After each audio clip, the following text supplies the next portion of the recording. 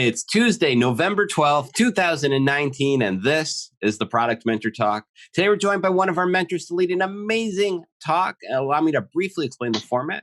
The mentor you'll be seeing in just a moment is a mentor in the Product Mentor program. It's a mentorship program in the field of product management that pairs up mentors and mentees all around the world in the area of product management to help make better product people, better product decisions, and better products.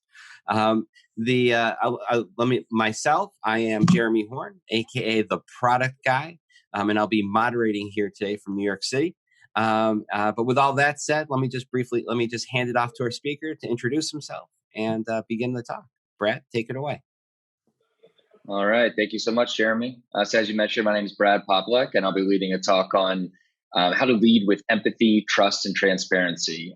Definitely an increasing topic of interest throughout the industry. And I'll be talking about a product manager's guide to that. And as you mentioned, part of the Product Mentor group. It's been a great experience in the last few months working with my mentee in London. And I'm also based in New York City after coming over from San Francisco a few years ago.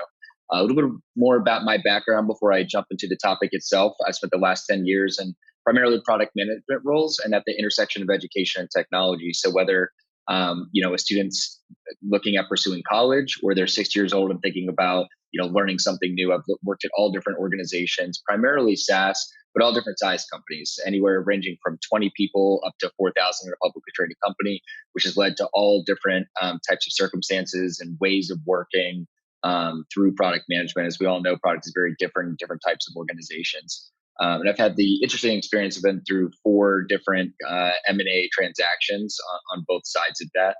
So I've seen that integration of different product teams and ways of working and how you work through that to reach a common goal. And so for a moment before I jump into the topic, I'll be covering a little bit about, why should you even care about building empathy, trust, and transparency? There's so many different skill sets that you can learn as a product manager as you go to, build out your team, great products, ultimately your career. So what is it and why is it ultimately important?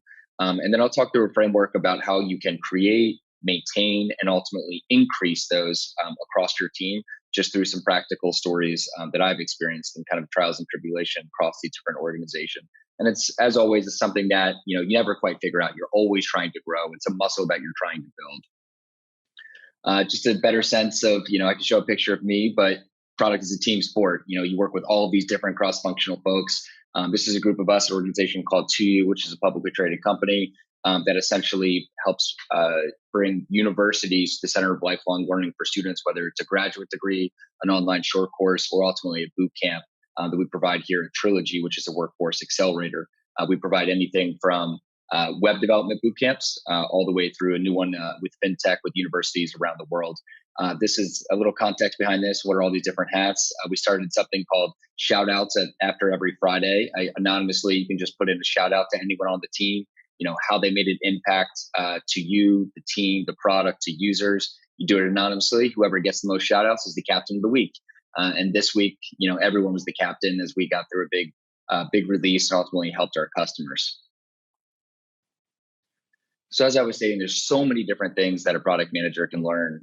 In this product mentor group, it's a constant discussion about how can you enhance yourself, what can you learn next, and ultimately what's the best use of your time as you grow, your career and the impact on the organization that you're at. And so, starting with a little empathy in terms of putting myself in the shoes of any product manager, before you can even finish the sentence in Google, should a product manager, always comes up. Should you be technical? Should you write use cases? What are the metrics? And so this is a constant thing on the mind of many product managers. And frankly, as you grow your career, it doesn't necessarily stop. And so, how do you evaluate what you should invest in? Absolutely, you should learn skills like user acquisition and A/B testing, showing here just the user acquisition funnel.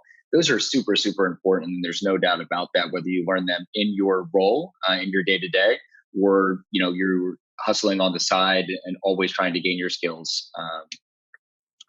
But, as the industry evolves over time, we've seen in the last year, some organizations actually put out some career ladders or career progression and actually publish them. So Envision, Intercom, Gusto, they've all published theirs. And while there's not necessarily, as our industry grows, a common ladder across all of these organizations, it is important to see what are the themes that you're seeing across these different organizations.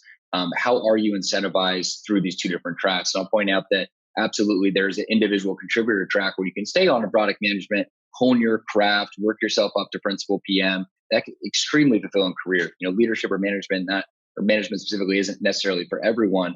One of the common things you see as you go through a lot of these career progression is things around working with these different groups, whether it be, on the left here, just delivering, not necessarily in discovery, but just delivering with the squad, all the way through exec functionality. Empathy, trust, and transparency are absolutely throughout.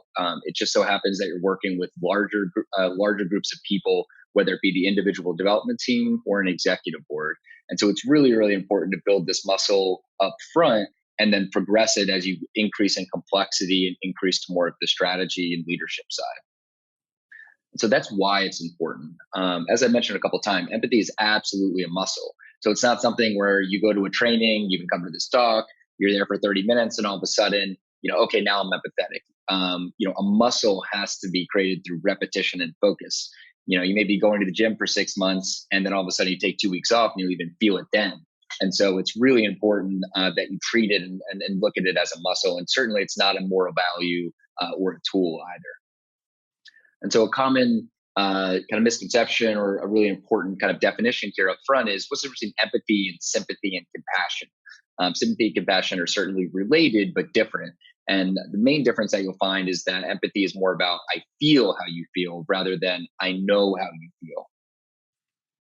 So what is empathy? As I mentioned before, it's the ability to walk in someone else's shoes, to see and understand the world from their perspective. One of the key ways that you can do that is actually asking questions and active listening. But behind all that is just that sense of curiosity about who the people are in themselves. And that curiosity is something that product managers often inherently have if you're trying to create products with other people on your cross-functional team. Really, really great book on this topic that I definitely recommend is, Why It Matters and How to Get It. In this book, Roman talks about how empathetic people are engaged in a constant search for what they share with other people, even those who appear alien to them. And so that's why this is so important, whether you have a close personal relationship with friends that you're in a startup with, or whether you're in a larger organization working with folks who have no idea what product management even is. Empathy can be applied to all of these different circumstances. It's absolutely critical for your success, the team's success, and the organization's success. But what does it matter to product? To be a little more specific about product management, we're in this forward-facing role with a lot of uncertainty. We all know that. When someone asks in the roadmap, well, what are we delivering in late 2020? If we think about right now in Q4 2019, the question and the challenge for product managers is how do you face that uncertainty and how do you mitigate it as much as possible? And so empathy, knowing and empathizing with your customers is often at the core of that. So now that we've talked a little bit about why empathy, trust, and transparency are important, let's apply it a little bit. We've talked a lot about maybe what isn't agreed upon within product management, whether it be a career ladder or what skill set to use. But oftentimes, especially if you're exploring product management or, someone asks folks that are in the industry, what is it? You might draw something like this in terms of this Venn diagram. And this is, I think, something that an aspect of product management that is clearly agreed upon. You've got user experience on one hand, engineering, and then on the bottom, you can put business, stakeholders, this other group here. And product management's really at the center of that. Again, it's a team sport. You're working across all these different areas, and this is something that we really know. Another lens to look at that is a lot of folks adopting kind of the double diamond model as you work through these two main phases of discovery and delivery. And quite frankly, you're kind of working across the team on both of these at any given time. And something that I want to establish up front is that, frankly, it's table stakes to make sure that you're working across discovery and delivery at any given time. But more importantly, and I use this term trifecta, different organizations use different names. I've heard three-headed dragon. I've heard three-legged stool, whatever it is. But you're working across design and engineering from discovery all the way through delivery. And I wanted to establish this up front because, unless you're working in a model like this very closely with your cross-functional counterpoints, it's very, very difficult outside of that model to establish the trust, transparency, and empathy because you need to be working together from looking at the problem all the way through the solution. And you're going to be a better, stronger team and produce a better product ultimately for your customers if you're able to do that.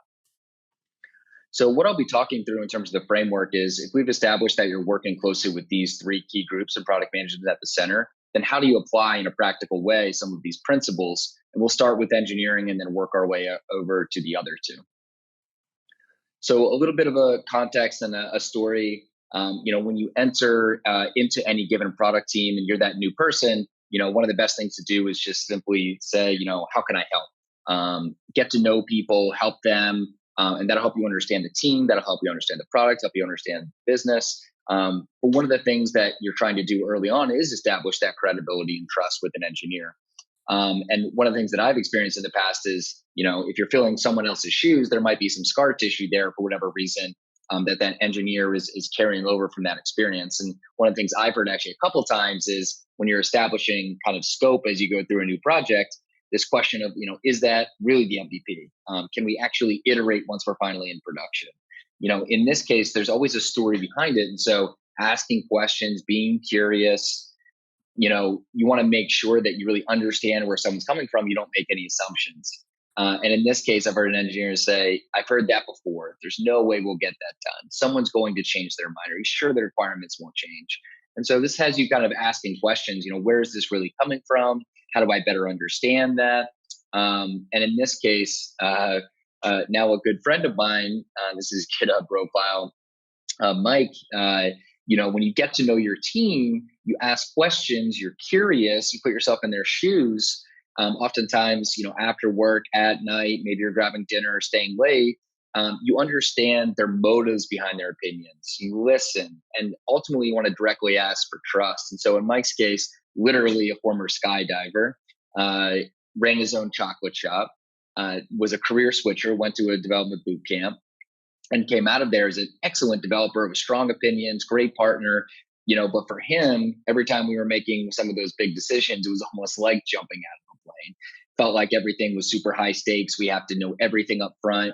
And so there was some context about his life that was shared, but also he shared that, actually there were some PMs in the past that, kind of took that MVP concept and that there's some of the backlash in the community around it because set the scope, say you're going to, make time to, really improve the app performance, you're going to iterate on top of it. And those promises have been made and then broken. And so he was applying that past experience to this new one. And in this case, understood where he was coming from and directly had to say, okay, I think, things are going to be different now. Here's why. But then you have to directly ask for trust. Mike, I'm asking you to give me a chance and say, this is going to be different. We're in this together. Here's the plan. Here's why. And then obviously you have to go and then deliver. And if you deliver over and over again, based on what you said you were going to do, or call out when you're not, that's how you build trust at the core of it. Another example of that in terms of transparency was, how were decisions get made? This is a constant, in those circles, product management at the center of that, and you're often responsible. And so a lot of folks at any given organization are going to have, a product spec that actually walks through what are the requirements, what's the context, et cetera. But when you're in that delivery stage and you move through discovery, something, we've adopted in the past at a couple different organizations is something very simple around a decision doc. So you can always make a rule of thumb, based on how large you think any given project is going to be, with an understanding that there's a lot of unknown. Anyone can pick up a decision doc on the team in terms of it being self-organized and simply get the doc started by outlining just some of these simple things. What's the context and background? What are all the different approaches that we've evaluated?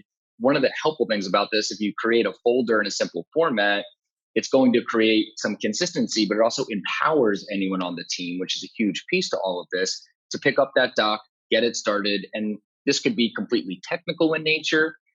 This could be very design focused, some polish that the UX team has just been dying to get to, or it could be kind of a full project or feature that you'll be working on. Again, this is about like, what is the tool? What is the way that you're going to empower the team to step up? How can you help them absorb this information asynchronously and comment on it? And then when you're together as a group, you can be much more efficient having that discussion. Having it all in one place, being fairly consistent, but also simple, and obviously iterating on this process as you go through it helps you realize as a product manager, your job isn't to have the best idea. If you're clear on the problems that you're trying to solve, there's lots of different ways you can get to it, and empowering the team and creating a transparent way to make those decisions is incredibly important. And so we talked a little about that from the product and product and engineering perspective, but let's shift over, and obviously these all work together, but how does that work in terms of the product and UX relationship? We talked about it at the beginning in terms of having the empathetic lens to customers. Again, I would consider this at this point, almost table stakes. You have to be customer centric. You have to be working closely with engineering design, in my opinion, in order to create, really, really great products and mitigate your risk as an organization. But the way you do this, obviously, there's lots of different ways to discovery and delivery, but making sure that you're always having open-ended conversations. And specifically, when you think about that empathetic lens, you want to make sure, especially as a product person, if you're leading this conversation and maybe not a UX person, that you're not getting defensive. It's very, very easy to, when you hear something from one particular lens, in this case, as a customer, that you immediately try to justify or, not really try to fully understand where they're coming from. And so why is this important? Another person named Jeremy, in this case, Jeremy Tillman, VP of Product at CNET, talked about one of his talks, no one cares about your features. In other words, no one cares about, all the little things that go into it, not the cake batter. You never see cake batter on the front of a box. You see the end product, you see the cake. And so when you're talking to your customers and we're trying to get aligned on whether you're going in the same direction, the question for you as a product manager and the product that you own or within the larger organizational portfolio of products, the question is, what's your cake? So in my case, I've had the privilege of working on a lot of mission-driven organizations that are providing educational products. So I've had to ask myself at any given time in one organization, it's the degree. Universities partner with 2U as an organization to deliver a great digital program that ultimately gets someone that credential, that degree. At another organization, working more on the bootcamp side, it's that job offer. That's what they're going for. And then finally, I've worked on applications that help a students choose a college, but ultimately they're looking for, how do I get accepted? And so if you take a step back, you want to make sure that you understand what that cake is and that you're aligned on that and that you're listening for all the different ways that a customer is actually trying to achieve that and get the product that they're looking for at the end of the day, whether it's them, their organization, their team.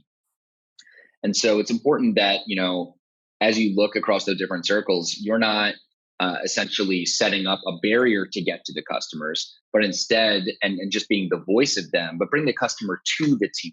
The more that you can do that in a systematic way to help empower them and really understand the customer, the more that everyone can help solve problems as a team. And so I showed that one screenshot of just me and someone else in Zoom, but one of the best practices, and you can see our team here at 2U doing this, is actually bringing everyone to the table.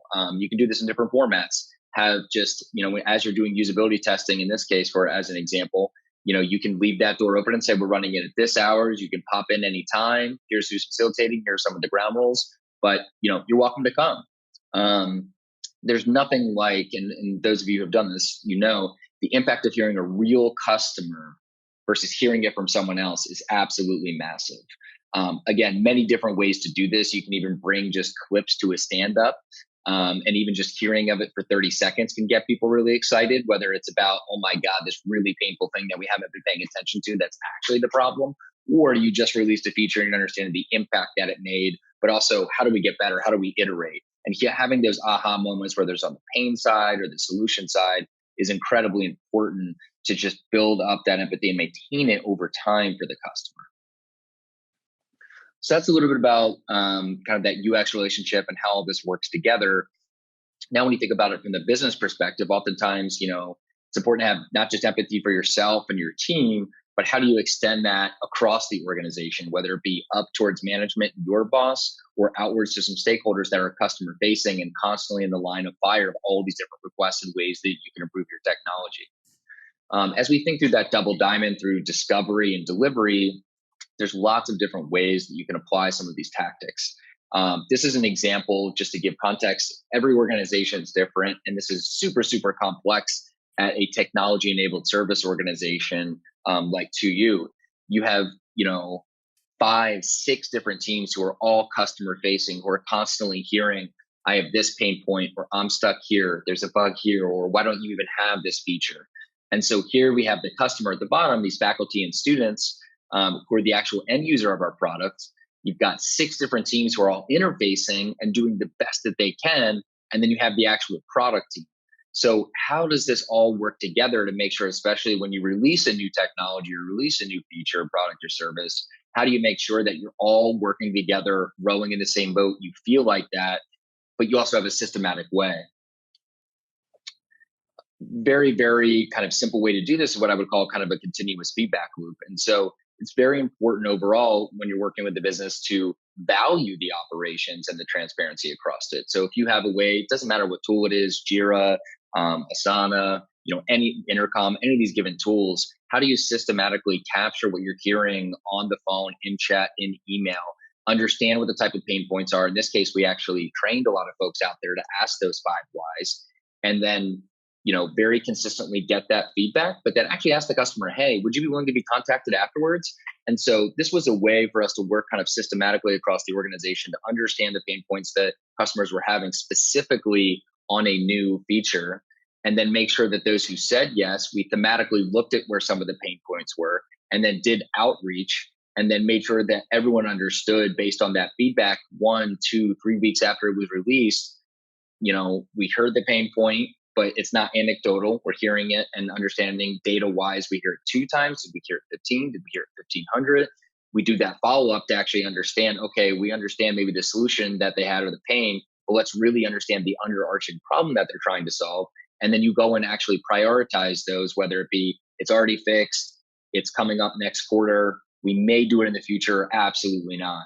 And so having this transparency across the organization empowers all those that are customer facing to say, here's exactly the status, here's a little bit as to why, but also at like maybe the buyer or the stakeholder level, you are being heard, here's why, and you're a critical part to this process. And so understanding the customer, working together is incredibly important, but it's also important for product managers to be really close to not just the new sexy feature that everyone wanted to build, but what we called in some cases kind of the maintain backlog. So those that are experiencing bugs, that are experiencing the everyday pain, so that you can feel what it's like to be in there. We actually do a rotation on the product side, but also the engineering side. And that's incredibly important to understand not just where the organization's going, but where it is right now, living, breathing product in the day to day. So before I talk more about, how do you apply some of these tactics to the business and to leadership, and it's always important to kind of take a step back and be self-aware in terms of what type of organization are you operating within. There's lots of different organizational models that have been successful that deliver software and services, but kind of these general buckets in terms of being sales-led, marketing-led, or product-led, have emerged in more organizations, I believe, that are really winning and be competitive in the market are much more product-led. But, especially based on the size of the organization or where you are as a product manager, this isn't something that you're necessarily going to change, or at least change overnight. And so being aware of that can help you be more empathetic, can help you build trust and transparency across the organization, because you're aware of what type of organization you're even operating under. Applying product-led principles to a sales-led company is going to be an uphill battle. And so one of the questions you constantly get is, how are you going to say no while maintaining or even increasing trust and transparency? And so understanding what type of organization you're working within is incredibly important. In a more sales-driven organization, your roadmap might look something like this, in my experience. What are you working on now? What are you going to work on next? So these are things that maybe are delivered in any given quarter. Obviously, the level of known is much higher here. Hopefully, you've gone through the discovery process and now you're in the delivery. Next, what's coming up next quarter, you might have a high level idea, but it's still going to be rather solution focused. And then there's then, you really just want to make sure with the customer that we're going to do this eventually. But hopefully can't look out more than a year. And that's much more high level and really want to align with the customer and what the mission and vision are. But oftentimes when you're working in a sales driven organization, there's customer facing folks, they want to set right expectations and they need an answer, something more concrete. And so at various organizations, we've instituted something across this now, next, then that's more like green, yellow, red. And so behind the scenes, if you're customer facing, if it's green means go. We can, you're partnering with someone, hopefully like a product marketing manager. You're really clear about not just the problem you're solving, but you have the specificity. Who are the personas behind this? What problem is it trying to solve? What are some of the dates behind the release? What's the why behind all of that? You're even got that communication up. So product is providing a great level of detail to help set that expectation and ultimately get aligned and get people excited about it.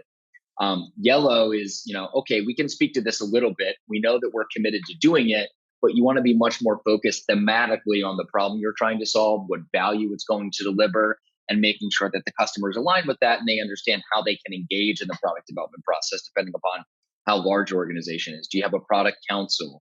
Are you running usability testing? Red means, you really just want to stay aligned on mission and vision. Otherwise, no guarantees on what the solution is, what timeline. But the point here is that, if you're being empathetic towards the customer facing folks, you understand that customers are asking what's coming up, when are you going to do it? They bought your product or service and they're expecting partnership here. And so simply saying, no, we're not going to do that, having a common vocabulary and framework to have those conversations, that's actually not even aligned with where we're going from a mission and vision standpoint. Here's why, and have that discussion versus, no, we're not doing that because we're doing these three things, but it is coming up next. That gives full transparency into everywhere that you're investing as an organization in your critical resources. And so having this common vocabulary, but maybe just starting really simple, can really help with that relationship and ultimately build a better organization.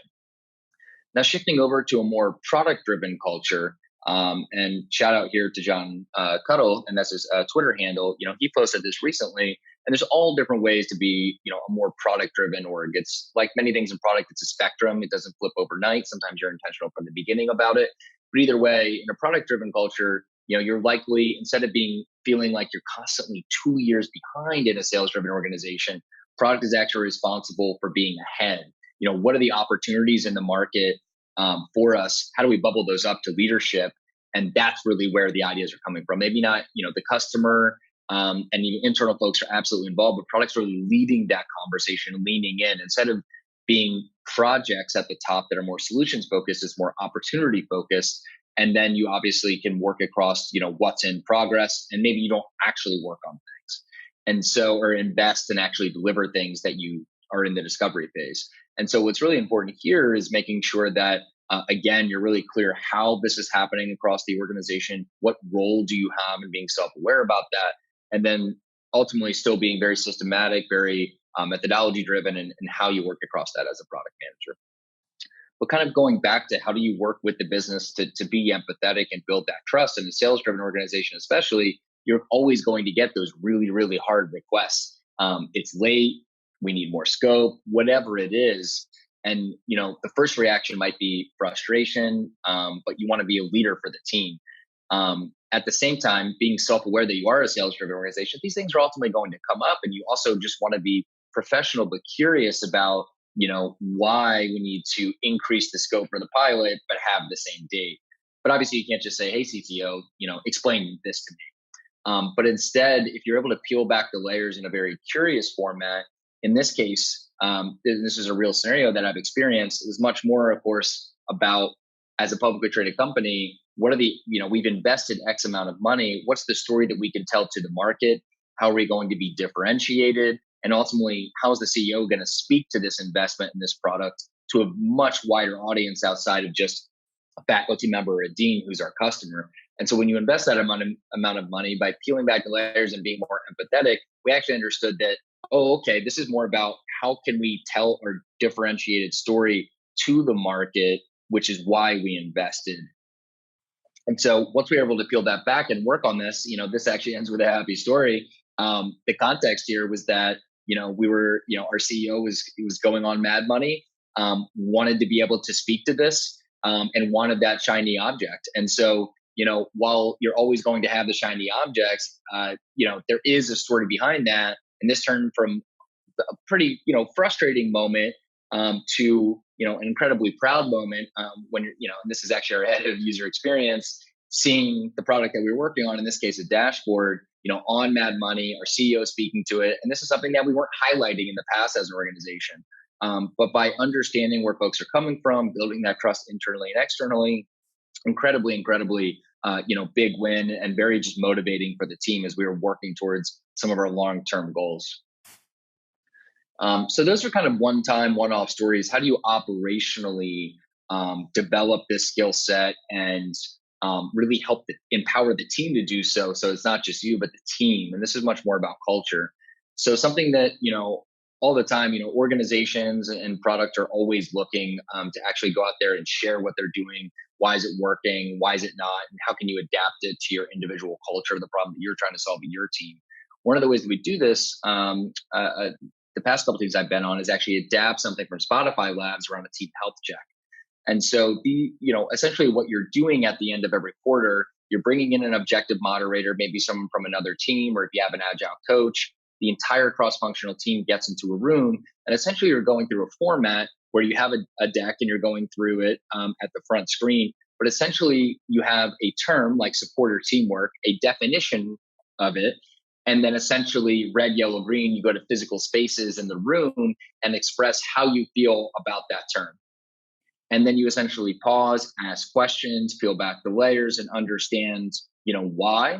And more importantly, as you do this over time, you understand how that's progressing or not over time. And so a couple of things here. Number one, you have to create an environment where people can feel comfortable really evaluating how they feel about something and how the team is doing. That's incredibly important. Number two, comfortable enough to actually express the deep reasons behind why. And then finally, like actually sharing the results. And so before you actually go through this for a second, third time, where were we last quarter? And really refreshing that. There are going to be areas where maybe you haven't improved and you actually gotten worse. There are going to be other areas that popped up that you didn't even know about, but not sugarcoating it is incredibly important. And really being honest and having a culture of just constant self-improvement is incredibly important. And so this is a way that over time, you can really objectively look at this, and then of course follow up and not always be reactive, but say, okay, here are the 2 or 3 things we're heard. Next time you go in coming weeks, here's how we're going to address them. Here's how we're going to better understand them.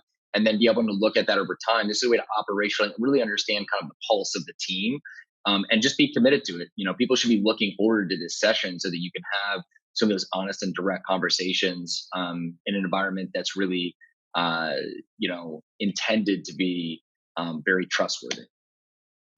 So this is what it looks like over time. You call it the happy index, but there's lots of different ways to call it. There are areas that we got, much, much better at, areas that really digress, but this is a file that anyone could have access to. And so I think here, one of the things, you don't have to recreate everything. There's probably someone out there doing something that you're interested in. A good way to start is just by trying it, adapting it, seeing what works for you. It's really about that best fit. There's no, magic book that you're going to be able to go to, as we all know, and just kind of get the answer to it. But these are great things that you can start doing at any given time. And so to wrap up, again, empathy is a muscle.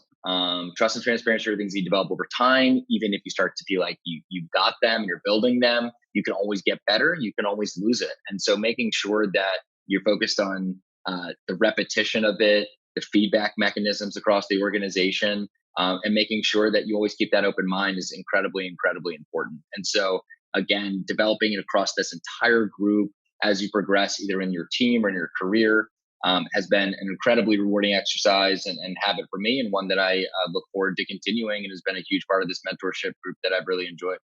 So with that, I'll wrap it up and pass it back to you, Jeremy. Awesome. Brad, it was a really great talk on leading with empathy for product people. And as always, everyone who's joining us, the presentation will be posted to our SlideShare channel. And a big thank you from me, Jeremy Horn, aka the Product Guy, and everyone else who joined us today on the Product Mentor. And also, don't forget, if you're interested in a product mentor just like Brad, and others and other speakers and product people of all sorts all around the world, please visit theproductmentor.com and sign up today. Also, if you're looking to fill a new product job with a great product person, visit our very own free-for-all job board at theproductjobs.com. And finally, don't forget to like the video, subscribe to our channel, and I'll see you guys all next time. Thanks, and bye. See ya.